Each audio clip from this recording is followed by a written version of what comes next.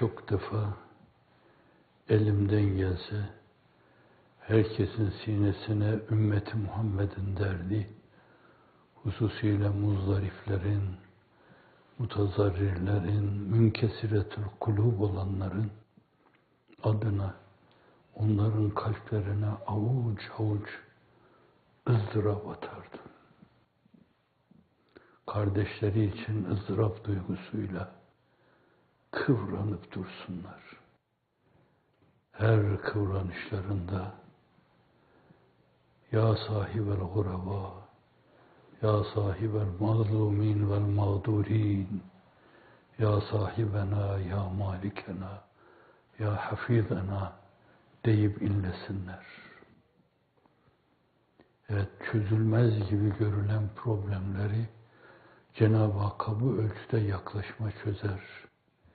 Kapısının tokmağına bu duygularla dokunma çözer. O kapılar insanın sinesi o heyecanla atıyorsa kale kapıları gibi açılır ardına kadar. Bütün mağmumlar, mahzunlar, mükedderler, yüzlerindeki ekşilik zail olur. Kederler gider. Etrafa tebessüm yağdırmaya dururlar. Allah'ın izniyle inancım tam. Bir zahril gayb buyuruyor Efendimiz, dua makbuldur. Müminin mümine, Türkçemizdeki ifadesiyle Hazreti Pir de kullanır bunu bir zahril gayb tabiriyle. Müminin mümine duası arkasından kabul olur, hüsnü kabul görür. Bir bu mesele. Bir de çok iyi bildiğiniz Süfyan İbn Uyeyne'nin ifade ettiği o ifade içinde bazen bir muzdaribin inlemesiyle Allah bütün bir ümmeti bağışlar. Evet, dua Cenab-ı Hakk'a sebepler üstü teveccühün unvanıdır. Dua ile başladık mı? İçinize ızdırap saçma, başkaları için inlemenizi sağlama elimden gelsin. Fakat benim elimden gelmez ama birinin muradı olunca olur bu yani. Yatarken sağdan sola, soldan sağa dönersiniz. Şimdi 20.000 tane, 30.000 tane, 40.000 tane, 50.000 tane insan. Bunlar yurt içinde, zindanlarda. Eşler eşsiz, annesiz, babasız. Babalar, anneler evlatsız. Onun birkaç katı yurt dışında. Onlar da cüda düşmüş kendi yurtlarından, anne babalarından, evladı iyallerinden.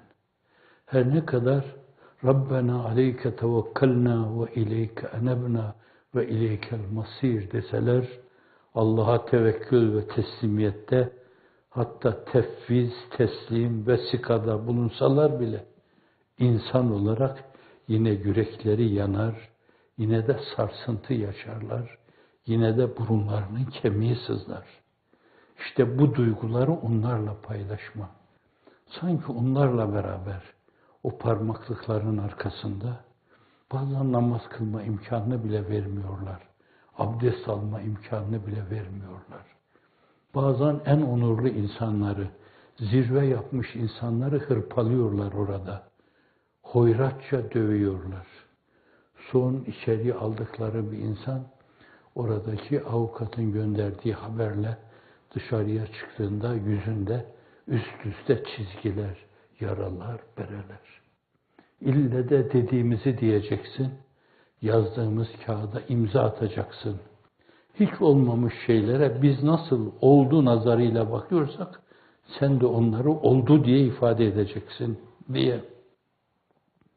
Bu durumda olan insanları nazarı itibara alarak, insanın içine kan damlaması, kalbin ritminin ona göre atmaya başlaması, tepeden tırnağa insanın kendini bir heyecan yumağı içinde, adeta bir inelli fıçı içinde hissetmesi, öyle keskin bir duadır ki bu, Kulubu Dara'yı baştan aşağıya okusanız, Mecmuatul Ahzab'ı baştan aşağı okusanız bu dua ölçüsünde keskin olamaz. Onların ızdırabını paylaşma, onlarla beraber o şeyleri yaşıyor gibi olma. Kimseye kızmama, canını sıkılabilir. Zalim zalimliğini yapıyor, fasık fasıklığını yapıyor, münafık münafıklığını yapıyor.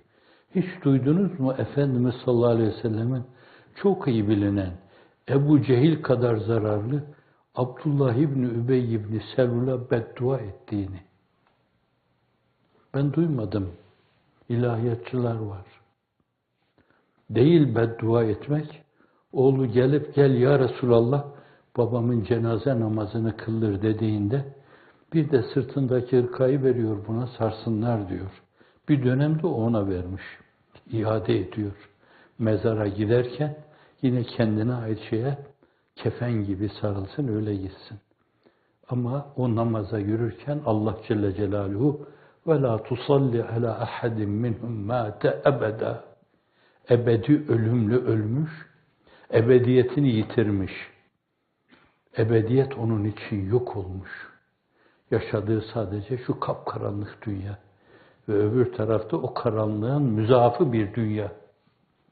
Oraya gidiyor, onun namazını kılma. Ve la tusalli ala ahadin minhum mate ebeden. Ve la takum ala kabrihi. Kabri üzerinde de ayakta durma, kıyam durma.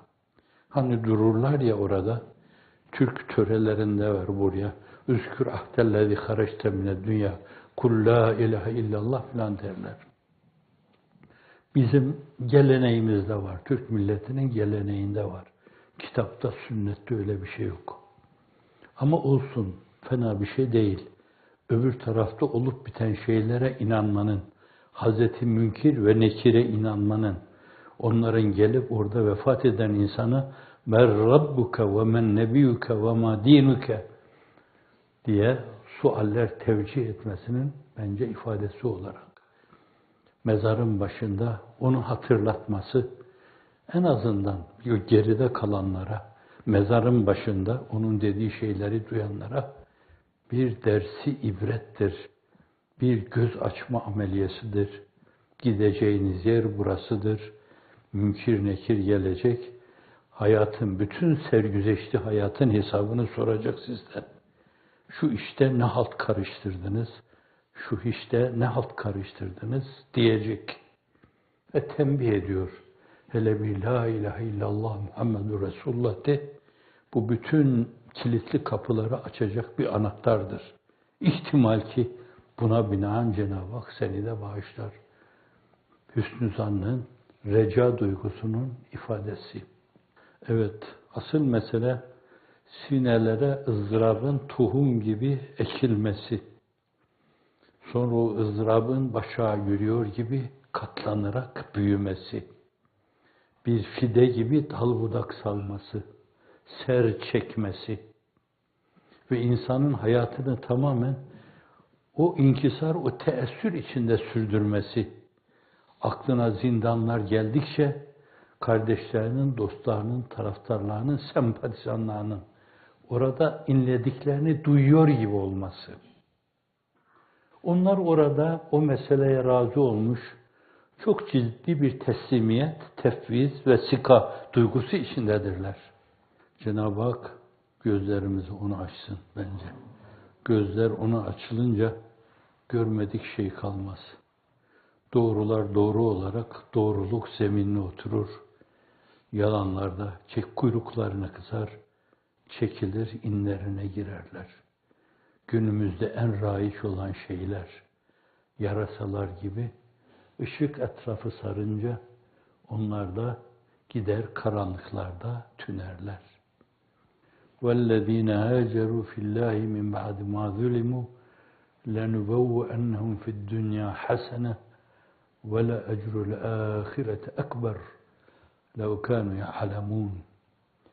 Benim dar anlayışıma göre meali münifi şu. Onlar ki diyor ismi mevsul, evet o belli şahıslar, haceru, bu da fiil olduğundan teceddüde delalet eder. hiç tereddüt etmeden hicretlerini hicretle derinleştirdiler. Hicret üzerine hicret ettiler. Habire hicret, habire hicret. Hicret üstüne hicret ettiler ama fakat fillahi. Efendim, Allah için esas.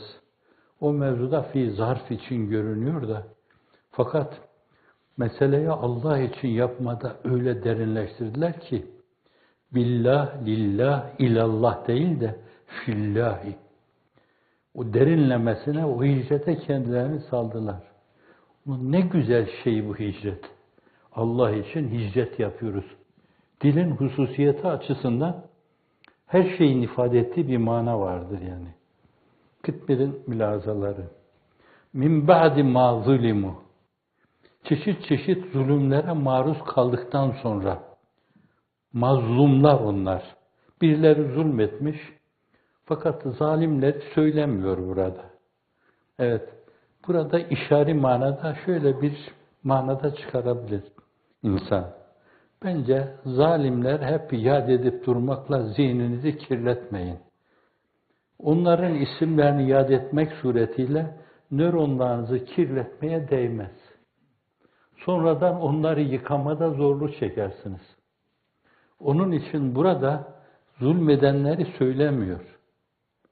Mesela min ba'di ma zaleme siyasiyyun vel fasikun vel cebbarun vel hattarun vel hainun vel müfsidun demiyor. Efendim, meçhul fiiliyle getiriyor onları.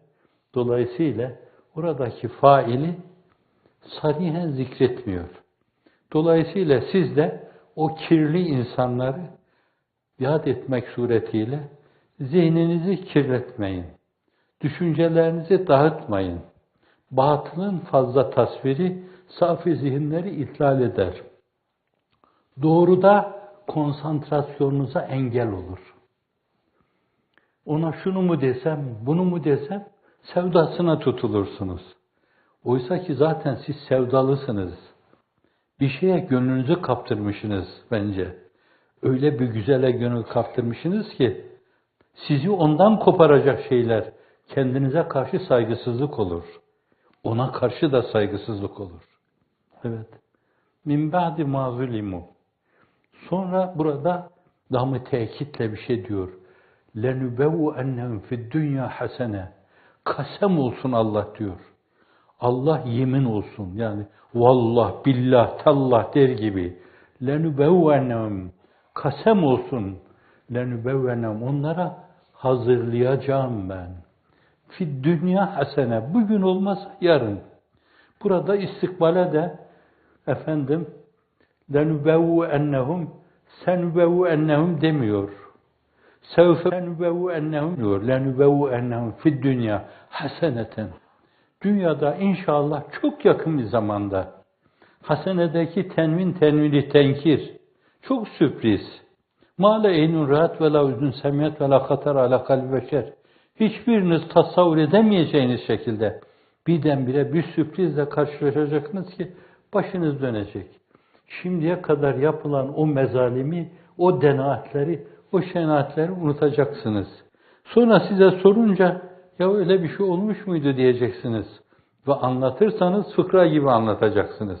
Zaten adamlar fıkralık işler yapıyorlar. Çok komik yani. Gelecekte karikatürize edildiği zaman onlar iki büklüm olup yere bakacaklar. Siz de edebinizden dolayı tebessümünüz gelecek ama ya ayıp olur bir insana karşı yutacaksınız tebessümünüzü. Bu sizin karakteriniz. O da onların karakteri. Kullun yahmelu ala şakileti. Herkes karakterinin gereğini yerine getirir. Bak. Vel ecrül ahirete ekber. Dünyada hasene ihsan edecek ama fakat iyi bilin ki yine lam-ı tekitle diyor. Ahiretteki mükafat ondan çok daha büyük. Ekber ismi taftil. Büyüklerden daha büyük ahirette. Dünyanın binlerce sene mesudane hayatı bir dakika cennet hayatına mukabil gelmiyor. Size öyle bir şey verecek. Ve cennet hayatının da binlerce senesi, mesudane senesi, bir dakika rüyeti cemaline mukabil gelmeyen size bir şey hazırlıyor. Ve le ecrul ahireti ekber. Lev kânu ya'lemûn. Eğer biliyorsanız, Kur'an bildiriyor, Hazreti sahibi zişan da bildiriyor diyor, hadiselerde onu gösteriyor, 1000 tane şahit ona şehadet ediyor, ne olur Allah aşkına siz de bilin bunu.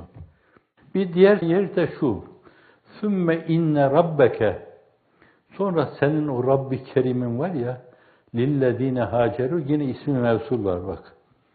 O hicret edenler için, lam talil için olunca hicret edenler için, tahsis için olunca lam ikisi de olabilir. Onlara mahsus olmak üzere. Lillezine haceru, yine haceru biraz evvelki manada diyeceksiniz. Fiil, teceddüde delalet ediyor. Hicret yüzde hicret. Hicret, salih dairesi içine girmişler. Bir hicret, bir hicret daha, bir hicret, bir hicret daha, bir hicret, bir hicret daha. Adeta donup sonra bakıyorlar, ya gidecek başka yeri yok mu? Oraya da gidelim. Oraya da gidelim, duygu ve düşüncelerimizde kitaptan ve sünnetten esas kazandığımız şeyleri orada da temsilen ve halen gösterelim. Milli kültürümüzdeki güzellikleri, örf, anane ve geleneklerimizdeki güzellikleri başkalarına gösterelim. İnsan olarak başkalarında da çok güzel şeyler vardır. Onlardan da onları almaya bakalım. Dolayısıyla bir güzellikler macunu yapalım. Ve bunu bir yönüyle kendi hayatımıza bir fırçayla çalalım. Dolayısıyla güzellikler abidesi haline gelelim. Hicret üzerine hicret. Min ba'di ma fütini diyor. Orada ma zulimu diyor. Burada da fitneye uğradıktan sonra. Fakat fiil yine meçhul kipiyle. Fiilin mazi cemi müzekker sırası. Fitneye uğratanlar söylenmiyor burada. Öyleyse siz de onları iade etmeyin. Fitneleriyle baş başa kalsınlar. Maruz kalacakları fitneler kabirden başlayarak berzahta nasıl olsa devam edecek. Sizin bir yönüyle onlar için bir şeyler söylemeniz, onların maruz kalacağı şeylerin yanında deryada damla kalmaz. Güneşin yanında zerre yapmaz. Min ba'di ma fitinu, fitne diyor. Orada zulimu diyor, zulüm, bu da fitne, imtihana tabi tutulma. İmtihan olunca bazıları kaybeder. Önlerine yazılı bir kağıt, bir de kalem korlar orada. At şuna bizim yazdığımız şeylere. Bu işin içinde falan da vardı. Darbe yapacaktık filan. Devirecektik, filanları yıkacaktık. Böyle yollar, yöntemler araştırıyorduk falan. At buna bir imza. Atmam, atacaksın, atmam. Tokat, tekme, imtihanda dayanamaz. İmmün sistemi ona göredir. Yalana imza atar orada. Onun için o fitnede, o imtihanda kaybeder o zavallı. Birilerini de döverler, ölesiye döverler. Öldürdükleri de vardır. Ölenler de var orada. Fakat ölmek değil, teker teker dişlerini sökseler onların. Ben öyle bir şey bilmiyorum. Ben öyle bir şey bilmiyorum.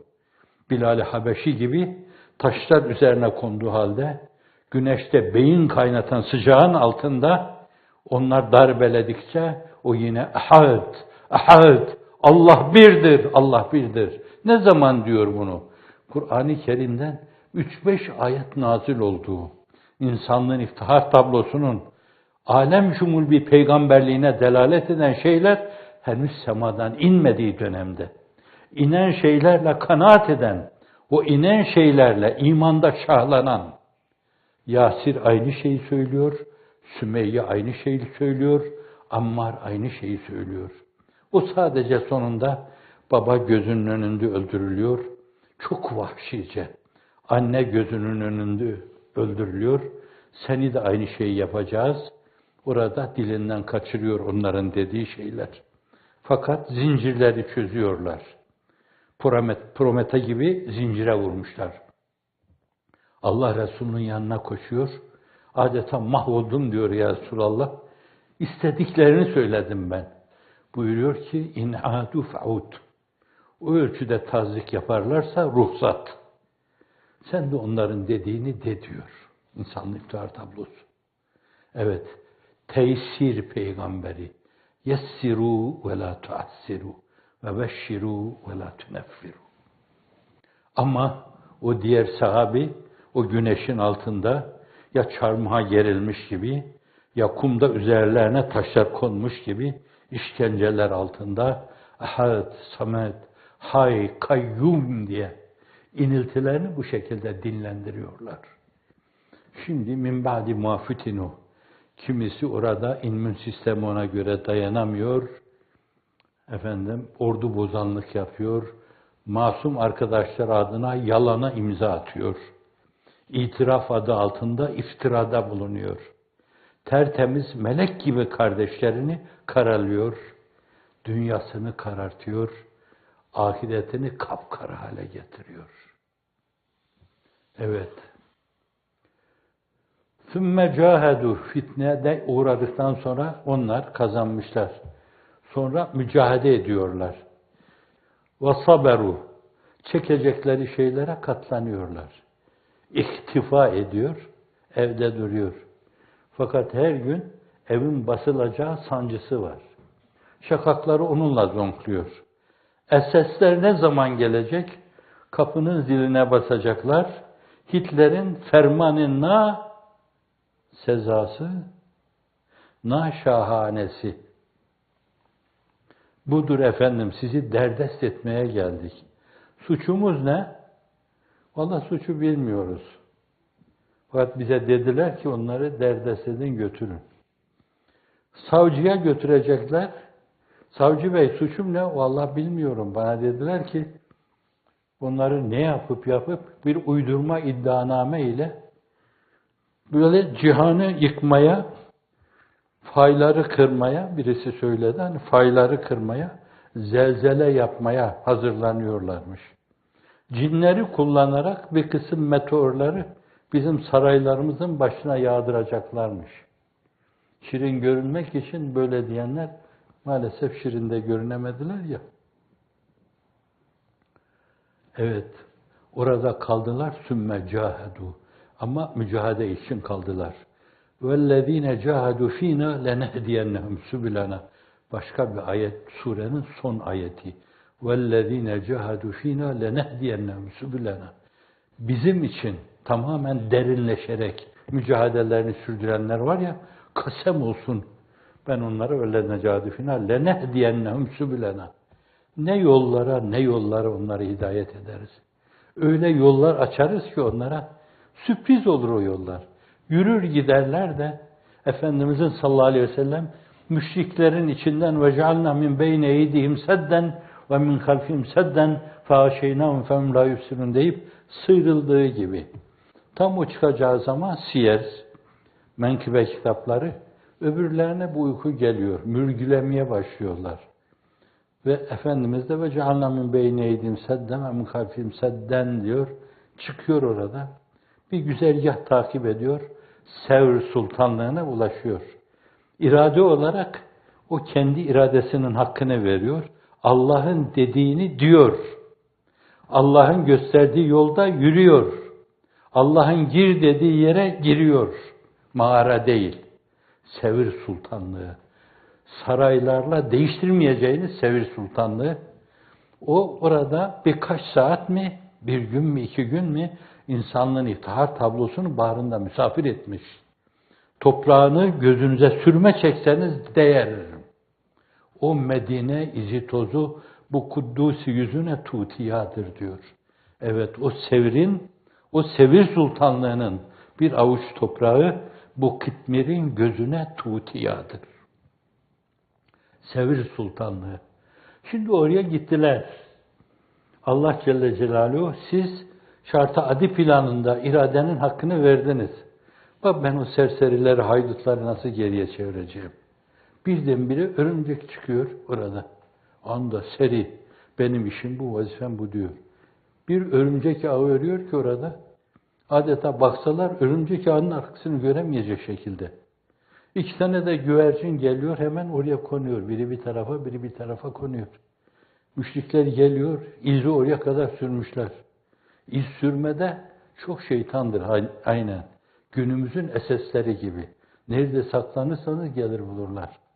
Oraya kadar sürmüş gelmişler ama fakat orada Cenab-ı Hakk'ın takdirine çarpıyor, ters yüz oluyorlar. Bakıyor birbirlerine, Allah Allah, bu örümcek senelerce evvel örülmüşe benziyor. İçeride insan olsa güvercinlerin işi ne burada? Burada değil, o demek başka yerde. Evet, orada da Allah Celle Celaluhu koruyor, himaye buyuruyor. ثُمَّ جَاهَدُوا Evet, mücahede ettiler. لَنَهْدِيَنَّمْ سُبِلَنَا Oradan geldi. Öyle yollar, öyle yöntemler önlerine koyun ki onlar patikada yürüyorken birdenbire bir şehrahta yürüyor gibi kendilerine tahsis etmiş şeritte yürürler. Ne trafik olur, ne trafik polisi karşılarına çıkar, ne de SS'le karşılaşırlar. Evet, bu başka ayetti. ثُمَّ جَاهَدُوا وَصَبَرُوا Mücadele ederler, belli şeylere maruz kalacaklar. Ama dişlerini sıkar, sabrederler. Sabır sizin terminolojinizde aktif sabırdır. Kıpırdanma sabrıdır yani. Durağan sabır değil. Durağanlığa girdiğiniz zaman fizikteki atalet kanununda olduğu gibi sağa sola savrulursunuz. Hareket edeceksiniz ki dağılmayasınız. Aktif sabır. Tamam, bunlar bela, musibet, Allah'ın şerirleri olarak üzerimize geldiler. Salya ata ata, diş göstere göstere geldiler. Pekala bu konum itibariyle ne yapılabilir burada? Şimdi ne yapabiliriz? Dün yollar açıkken, her taraf şehrahken, millet bize bağrını açarken, her tarafta vaz edilmiş, hüsnü kabulle karşılaşırken, herkes sinesini bize açar, kucaklarken, doğru, rahat yürüyorduk. Gittiğimiz her yerde de bir yönüyle nur ocakları açıyorduk. Işıksız mumları tutuşturuyorduk. Alemin gözünü açıyorduk Allah'ın izniyle. Fakat şimdi hain bir kısım nefesler o mumları söndürmeye durdu. Şimdi ne yapacağız burada? O zaman kolektif şuura müracaat ederek, meşveret. Bu konjonktürde, bu şartlar altında, şu anda, böyle bir zamanda şu yapılabilir. Yaptığınız bir şeyle sonuç alıyorsanız, ya demek bu oluyormuş. Birdenbire o sizin için işleyen bir şehre haline gelir. Yahu şöyle bir şey de var, yahu şöyle bir şey de var. Nasıl değişik ses ve soluğu onlara, Kapadokya'ya ulaştırmak için belli kanalları deniyorsunuz, onu tıkıyorlar. Sonra ızdırapların esasen derince düşündürmesi sayesinde alternatif yollar oluşturuyorsunuz. Ya şu yolda olabilir diyorsunuz.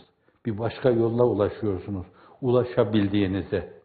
Belki eskiden insanların %40'ına, %50'sine, %60'ına ulaşıyordunuz. Ama hep öyle başladı.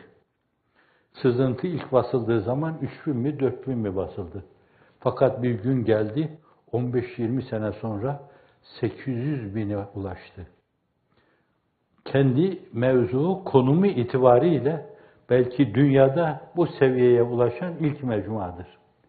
O zaman ya madem o zaman böyle 3000'le 5000'le başladık, şimdi madem aka aka göl olur, sonra daha akar derya olur, sonra daha akar o derya tebahhur eder, bulutlar haline gelir, sonra rahmet olur yerin bağrına yağar, sonra çaylar haline gelir, çağlar, sonra yeniden deryanın bağrına akar.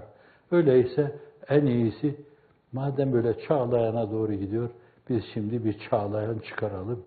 Aynı duygu ve düşüncelerimizi bu defa onun sayfalarına saçalım. Evet. Onlar minik bir sızıntının önüne aldılar. Çağlayanla karşı karşıya kaldıkları zaman o uzun dillerini yutacaklar, kuyruklarını da kısacaklar. Saberu, aktif sabırdan geçtik. Ve cahadu ve saberu. İnne rabbeke min ba'daha legafurur rahim. Burada bir şey diyor. Bir yönüyle bazıları az yamuk yumuk davranabilir, gevşekliğe düşebilirler. Fakat onlar da ümitlerini yitirmesinler. Bütün bunlardan sonra unutmasınlar. Min ba'diha legafurur rahim. Yine lam-ı tekitle. Allah mutlaka günahları çok iyi yargılayandır. Bu aynı zamanda Rahim'dir. Rahim büyük ölçüde ahirete bakar. Rahmanü dünya ve Rahimül ahire denmiş.